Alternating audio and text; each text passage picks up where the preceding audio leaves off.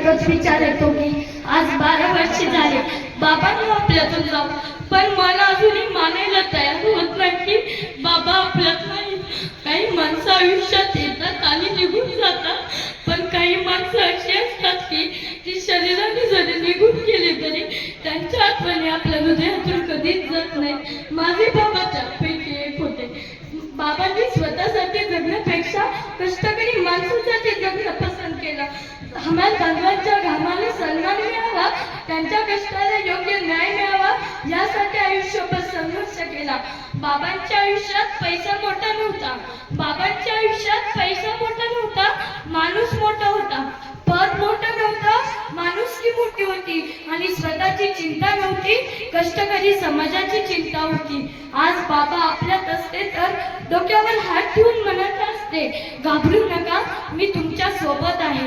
हे सावंत कुटुंबातील प्रत्येक व्यक्तीला आणि बाबांवर प्रेम करणाऱ्या सर्वांना जाणवते. त्यांची उणीव भासते.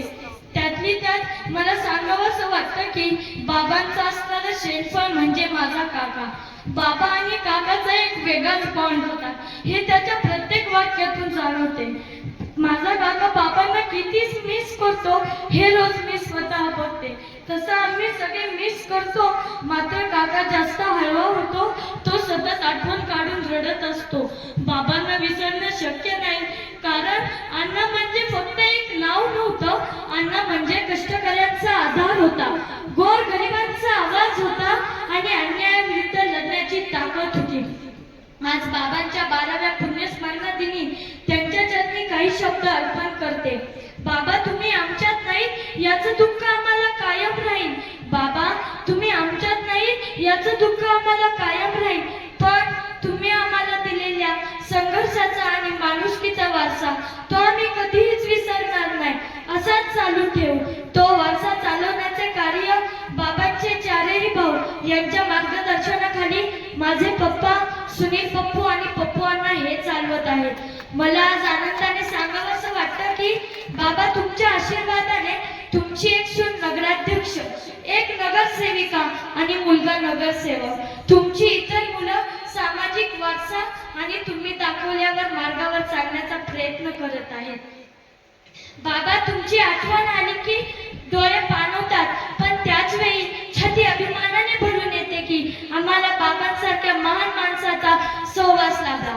बाबा, तुमच्या पवित्र स्फूर्तीस कोटी कोटी नमन.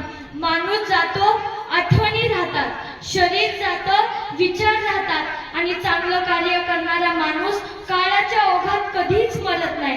शेवट माझ्या बाबांसाठी 2 ओळी.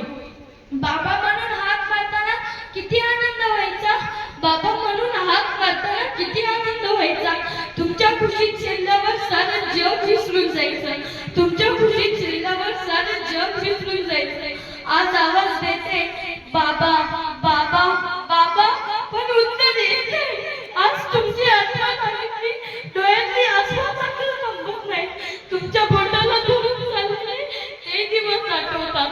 बाबा, मला नाक्यावर घेऊन यायचे. डायलिसिसच्या हाताला असंख्य टाके घेतलेले होते, तरी बाबा मला उचलून घ्यायचे. आई म्हणायची की मला त्रास होईल. माझे बाबा ऐकत नसायचे. घराच्या थोडं पुढं गेलं की उचलून घ्यायचे, खांद्यावर बसवायचे. बाबा, तुमच्या प्रेमाने भरलेले ते दिवस, ते क्षण आठवतात फक्त. बाबा, तुमच्या प्रेमाने भरलेले ते क्षण फक्त आठवतात. काळ पुढे गेला पण आठवणी तिथेच थांबल्या, काळ पुढे गेला पण आठवणी तिथेच थांबल्या.